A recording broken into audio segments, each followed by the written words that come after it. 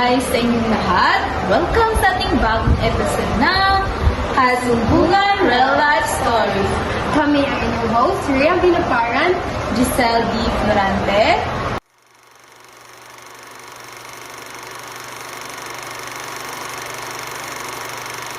Sa mundong puno ng pagsubok, may mga puso patuloy na lumalaban.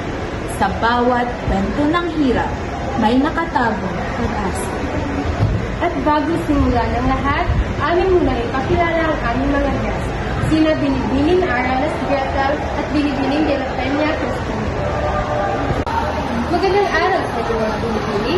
Magandang araw po. Maraming salamat sa pagtanggap sa aming invitasyon. Ano ang nararamdaman mo yun? Ang nararamdaman ko masaya po. Ang nararamdaman ko ngayon ay kinakabahan. Normal lang talaga kinakabahan tayo lahat. At sana hindi kami nakakabala sa inyo ngayon. Hindi naman. So, kumusta yung mga buhay? Okay lang naman po. Kasalukuyang may mga problema na pinagdadaanan, ngunit nasusolusyonan naman agad. Okay lang naman po ako. Hindi talaga natin maiiwasan na talaga tayong mga pagsubok na dinadaanan sa buhay. Normal lang ng tabuhan mo na may mga pagsubok talaga na daanin. Sa ngayon, ano ang inyong pinag-aagalan? Kasalukuyan po ay nag-aaral po kami dito sa Bulacan State University. At kumuha po kami sa course of Bachelor of Education major. So, magkaklase na kayo? Yes, po. So, sa ngayon, magkaklase kayo at nag-aaral kayo, meron ba kayong mga problema about sa financial or iba't ibang problema sa buhay? Opo, minsan hindi ko kami nakakain ng almusal kasi yung almusal namin, hindi kaya namin sa bayaran natin. Saka, ano din po, syempre, malayo kami sa aming lugar, so, nagre-renta kami ng mga bahay dito. Yung boarding house. Normal lang talaga doon na hindi makakakain bilang mag-aaral dahil sa mga gastusin, di ba? Pero paano nyo yun inagapan? Paano nyo hinandol lahat ng problema, mga commercial? Bilang mag-aaral mo, kailangan din yung pagtsatsaga, tsaka yung time management, tsaka hindi yung basta-basta ka na lang na bibili ka na lang kung mayroon kang pera, bibili ka naman dapat meron din pagtitipid sa sarili, lalo na malayo tayo sa ating mga magulang. Dapat din natin isipin na ngayon na naghihirap tayo sa pera, dapat kapag tayo ay may pera, dapat yung pera natin is kailangan natin i-budget o yung pera na ating yung tinibok natin na pera is dapat may pagdaanan yun para hindi tayo mahihirapan kapag meron mga bayarin sa paaralan. Tama, no? Kasi naranasan namin yan, yung mga naranasan ninyo ngayon, nung nag-aaral pa kami, mga pera namin, dapat namin budget, saka may mga panahon na hindi kami kakain dahil sa kahirapan din namin. Pero kahit naman hindi mag-aaral, napaka-importante ang pagtitipon. Ngayon, bilang mag-aaral naman kayo, ano ang mga pamumuhay ng iyong mga magulang sapagkat doon kayo kumukuha o nanghihingi ng mga allowance nila? Sa akin po, ang tatay ko ay isang tricycle driver. Sobrang hirap po talaga sa amin kasi siya lang yung nagtatrabaho at alam ko naman na hindi sapat yun. Pero kahit naman na gano'n, nakakaya naman po namin pero hindi talaga maiwasan natin na darating yung panahon na wala talagang pera. Ako naman po, tatay ko po ay isang magsasaka lang po. Tapos, yung mama ko naman po ay isang distributor. Bilang magsasaka at bilang isang tricycle driver, di ba, hindi talaga madali na magsasaka at mga trabaho, pero sila yung nagbibigay lakas sa atin para magpupursige sa ating pag-aaral, di ba? Ano ang mga pagsubok na hinarap mo? Sa ngayon po, yung pagsubok na pinakamahirap sa akin is yung mali sa pamilya. Kasi hindi pa ako sanay na malaya sa magulang ko po. At ngayon ko lang po naranasan ito.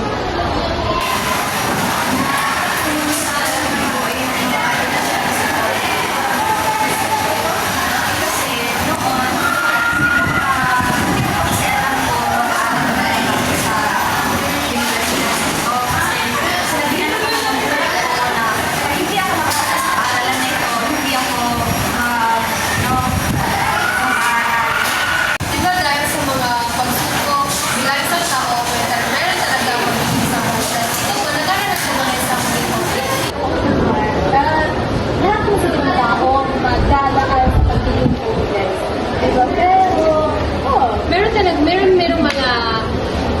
solusyon, di ba? Meron mga solusyon sa Dahil buhay. may problema sa buhay na darating, may solusyon.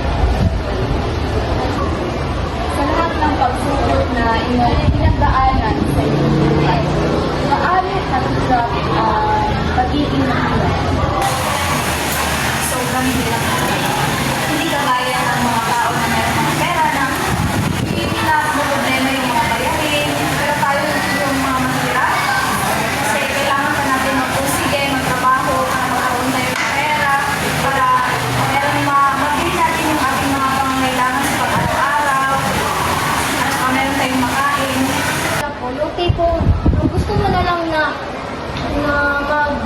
hindi na lang mag-aral kasi mas gugustuhin mo pa magtrabaho at makakuha ng mga pera kesa mag-aral. Kasi kung mag-aaral ka, lahat ng sakripisyo o hindi lang utak yung ginagamit natin kundi pagtsatsaga kasi hindi lang din yung galaw o kilos natin gagamitin kundi ginagamitan din natin ng tamang desisyon at tamang pag-iisip sa ating Bilang mga mahirap talaga, di ba? May mga, meron tayong mga desisyon, dapat hindi natin itutuloy.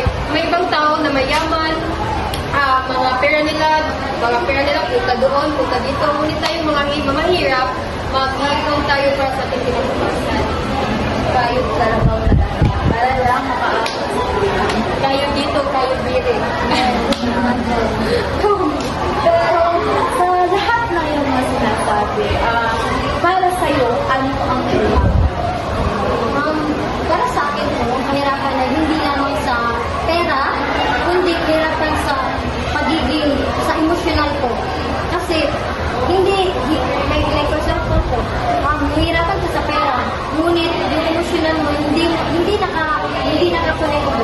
nakakonect. So, Wala mo na connect. yeah, tapos, kailangan yung pera na para sa akin, mahirapan din, pero mas nahirapan din po ako sa emosyon kasi hindi mo, ano bang tawag doon? Hindi mo alam ang nararamdaman ko. Nahirapan ka sa kung ano bang ipapakita mo sa pamilya mo na nahirapan ka ba o hindi ba? Ganun, yung hindi ka magpapakita na nahihirapan ka kasi gusto mo na Hindi sila mag-abala, hindi sila mag-alala.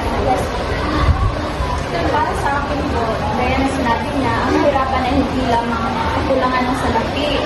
Meron din kasi ibang kahirapan na nahihirapan sila kasi wala silang alam, hindi sila pinag-aakilalakan, nahihirapan sila na pagtiwala o titigil ng mga trabaho na pwede nang trabahuin. Meron din mga nahihirapan ito sila sakit na gusto nilang tulungan ng kanilang pamilya para makatulong sa mga financial na mga problema, pero ano sila pinagdaanan. Marami talagang ibig sabihin ng kahirapan, no? Marami tayong mga iba't ibang meaning ng isang kahirapan. At ngayon, ito ang aming huling katanungan sa inyo. Bilang isang mahirap ngayon, sino sa inyo ang inyong mga inspirasyon sa bakit kayo nagpupursige na ang kahirapan is malusutan ang mga hindi nahadlang sa kinabukasan? para sa akin po, ang naging inspiration ko ngayon, lalo na yung malayo pa ako sa magulang is yung mga magulang ko. Kasi sila yung nagsisilbing lakas ko nung naghihirap ako at sila yung nagbibigay ng lakas ng loob at sila yung nagbibigay sa akin ng yung tunay na kung ano ang kahulugan, kung ano yung punto ng aking pag-aaral ngayon at kung saan ako patutunan. Yes, sila yung purpose, sila yung sila yung dahilan kung bakit ako nagpupursige ng pag-aaral ko. Noon lang ang aking kalakasan, nung bata pa ako, ang kalakasan ko ay meron akong mga kalakot laruan o palagi akong naglalaro. Pero ngayon, yung lakas ko ay aking na gamit ang pamilya na makita ko lang sila na masaya at malusog. Masaya na ako din. At sila talaga ang aking naging inspirasyon sa aking pag-araw-araw. At isa na din ang Panginoong Diyos. Kasi alam kong hindi ako kung sino ako ngayon kung wala ang Panginoon bukod sa aking mga magulang. Tama, no? Kahit anong pagsubok na dalan sa buhay, huwag kalimutan ang manalangin. Kahit na maraming pagsubok na darating, masusolusyonan lang natin yan kapag tayo ay manalangin sa Diyos, iparating sa Kanya kung ano ang ating mga naramdaman. Katulad mo, Bini, dahil yung kahirapan is yung inyong emosyon na hindi mo maipakakita sa Pero dapat nasusunod ka. Yes, para magtagumpay tayo. Ano mga laban sa atin? At ano naman ay yung masasabi nila ng mga magulang na dahil sa kanilang mga ginagawa, pero na solusyonan ng mga pinansyal na nanonood sa inyo. Masasabi ko lang po sa aking mga magulang, maraming salamat po kasi kayo yung nagbigay inspirasyon ko po para makatapos sa pag-aaral at pagtsasagayin ko po ang pag-aaral ko para sa inyo po. Ako naman po, maraming salamat po, ma'am. Ginagawa ko po ang lahat ng ito para sa inyo. Baka meron kayong mensahe sa inyo. Sa lahat ng mag-aaral dyan, isa lang yung masasabi ko sa inyo, ang kahirapan ay hindi hadlang para ikaw sumikap at makapagtapos ng pag-aaral. Masasabi ko lang po sa mga mag-aaral ngayon na hindi hadlang talaga ang pagiging mahirap dahil kung gusto mo talagang magtapos ng pag-aaral, magpupursige ka para makatulong ka sa iyong pamilya. Ang maraming salamat sa